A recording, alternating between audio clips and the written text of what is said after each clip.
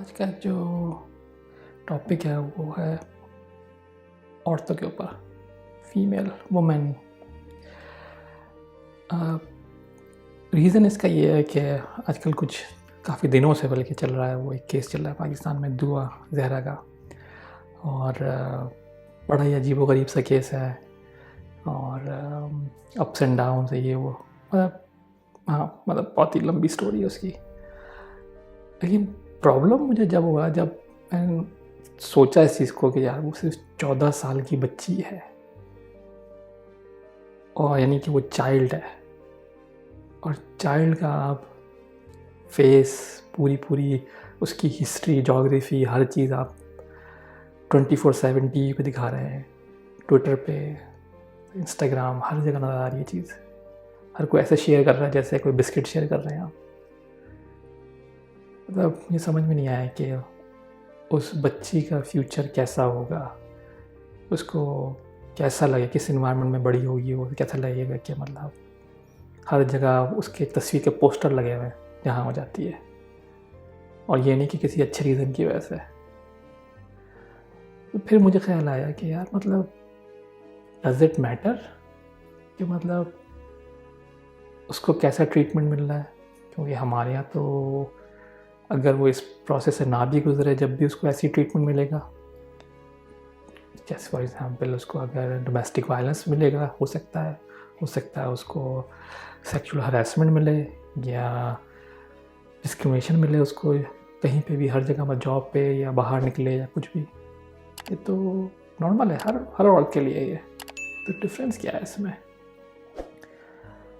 अब इससे और भी चीज़ें इसके अलावा होती हैं कि हम लोग जब देखते हैं कि बाहर की, जहाँ रहते हैं यहाँ पे बहुत ज़्यादा हुआ है कि हाँ पाकिस्तान में तो ऑनर किलिंग होती है। तो यार तो वो समझ में नहीं आता कि क्यों चीज़ें क्यों हो रही हैं हमारे माशरे में, ऐसी चीज़ें क्यों हैं कि मतलब एक तरफ तो हम तो ये बोलते हैं कि भाई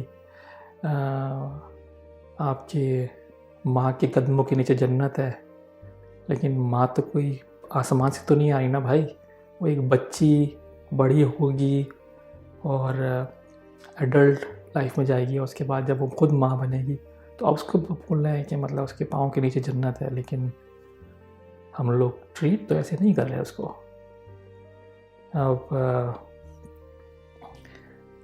हम वो लोग स्कूल जाते हैं, कॉलेज जाते हैं, वहाँ उनको हरेसमेंट मिलता है, वहाँ पे मतलब कोई सीधी, मतलब टीचर्स हरेस करते हैं यार, मतलब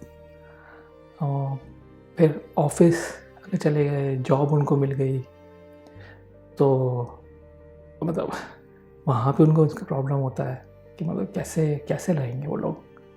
तो मुझे समझ में नहीं आया कि मतलब हम लोग जब देखते हैं कि यार औरतों को और हमारे माशरे में क्या हालत है, तो फिर फ़ौरन मेरी नज़र से सामने आ जाते हैं सारे पाकिस्तानी ड्रामे, क्योंकि उन्होंने उसमें हर वो चीज़ दिखा रहे हैं जो मुझे बुरी लग रही है।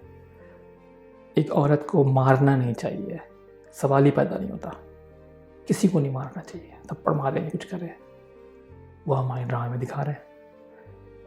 किसी को सेक्सुअली हरेस करना ऑफिस इन्वायरमेंट के अंदर नहीं करना चाहिए, वो हमारे ड्रामा में दिखा रहे हैं। हमारे ड्रामा में दिखा रहे हैं कि एक शादीशुदा औरत अगर वो जॉब करती है तो उसके लिए वर्क लाइफ बैलेंस किस तरह करना मुश्किल है। फॉर एग्ज़ाम्पल अगर हस्बैंड वाइफ दोनों एजुकेटेड हैं और जॉब करते हैं, तो घर आते हैं तो औरत की रिस्पॉन्सिबिलिटी है वो खाना बनाए, औरत की रिस्पॉन्सिबिलिटी है कि वो कपड़े भी धोए, औरत की रिस्पॉन्सिबिलिटी है बच्चे को भी देखे, औरत की रिस्पॉन्सिबिलिटी है कि वो उनकी प्लेट में खाना भी निकाले, सबकी प्लेट में, इंक्लूडिंग अपने हस्बैंड। मतलब कि क्या सिस्टम है? मतलब हम लोगों को एजुकेट कर रहे हैं और तमीज़ नहीं सिखा रहे हैं।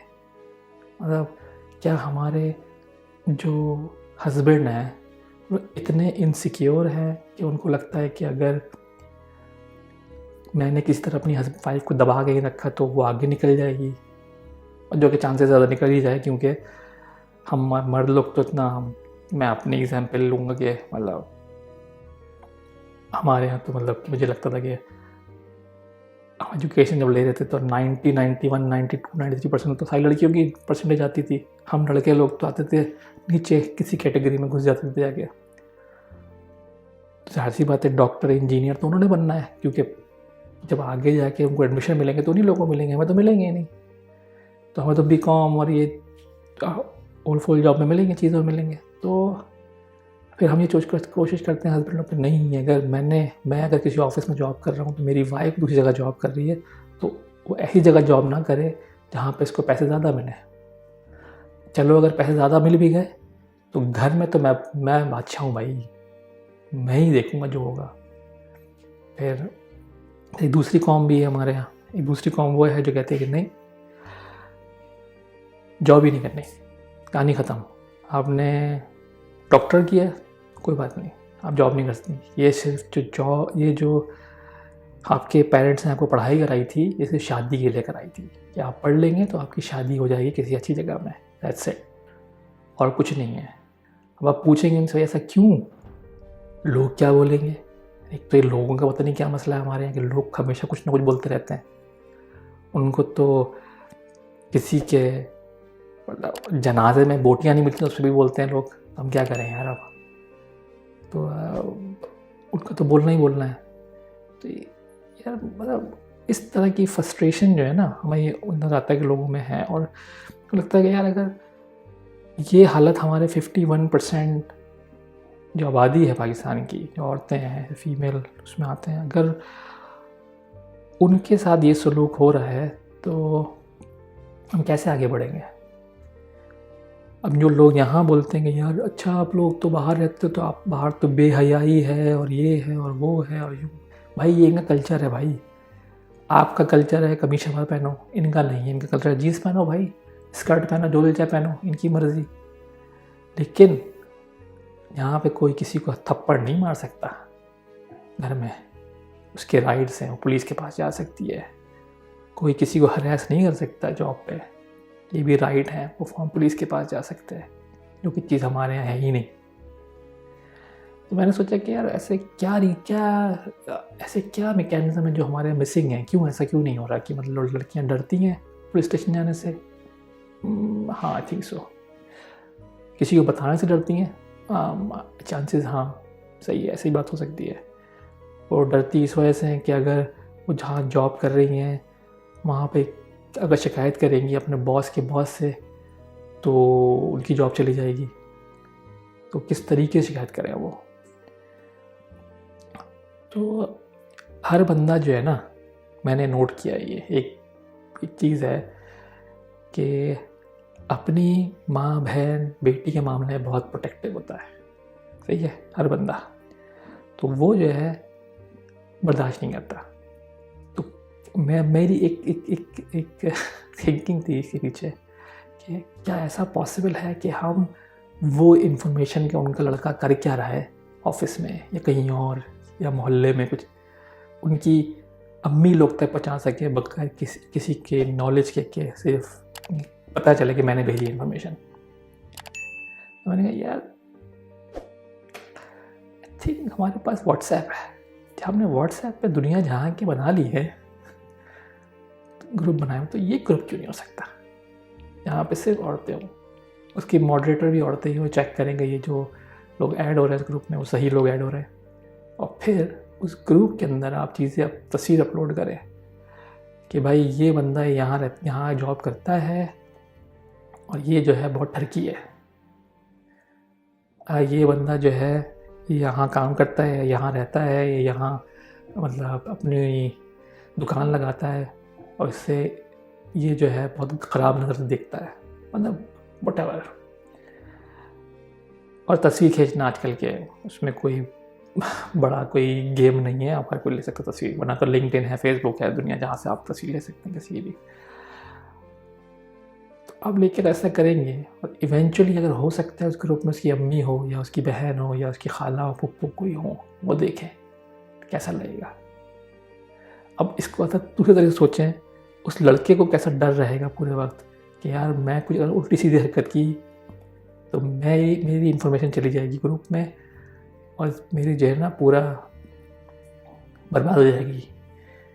हो सकता है कि मेरा रिश्ता होने वाला था कहीं पे वो रुक जाएगा, तो ये भी हो सकता है। फिर हमारी दूसरी तरफ एक चीज़ आती है कि ये तो बहुत मिसयूज़ होगा, इसमें तो लड़के जो है हमेशा डरे रहेंगे कि लड़की का ब्रेकअप हुआ या ठड्डा हो गया तो तस्वीर डाल दी उसने, हमारी तो बेइज्जती हो गई पूरी।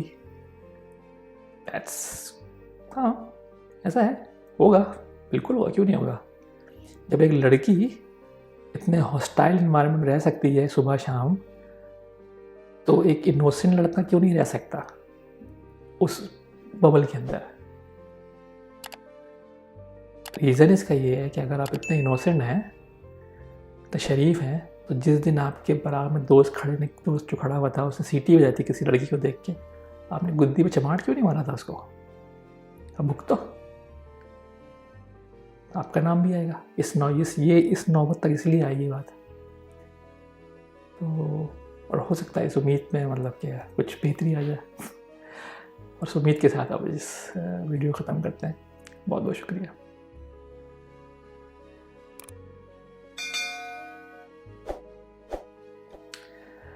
बहुत बहुत शुक्रिया आप लोग का जो वेट कर रहे थे मेरी वीडियो का, और पूरी वीडियो देखी आपने। रीज़न देर से क्यों आई वीडियो, यहाँ पे छुट्टियाँ थी 1 महीने की, तो बच्चों के साथ फैमिली के साथ बिज़ी थे, तो इसलिए बिल्कुल टाइम नहीं मिल सका वीडियो बनाने का। फिर एक और भी रीज़न था कि मुझे समझ में नहीं आ रहा था कि बहुत सारे लोग कंप्लेन कर रहे थे कि मेरा जो है चैनल मिलता नहीं है उनको नाम सर्च करने से। तो मुझे भी नाम से, मैंने भी सर्च किया, देखा तो हाँ वाकई बहुत डिफ़िकल्ट था, बहुत सारे लोग हैं सेम नाम के। तो फिर कोई यूनिक नाम सोचना था, तो सोचते सोचते फिर दिमाग में आया कि चैनल का नाम रखा जाए मिस्टर सब पता। और ये बहुत ही इंटरनल जोक है हमारे यहाँ। जब भी कोई बंदा अपने आप को बहुत ज़्यादा बोलता बहुत है या लगता है कि बहुत समझदार हूँ मैं, तो उसको हम लोग बोलते हैं मिस्टर सब पता है। तो मैंने कहा चलो हम भी बहुत बोलते हैं वीडियो में, अपना नाम रख लेते हैं। और ये वाकई बहुत यूनिक निकला नाम उसके अंदर, तो सर्च करने में आसानी है। तो होपफुली बस इतना ही था, और नेक्स्ट वीडियो मिलते हैं।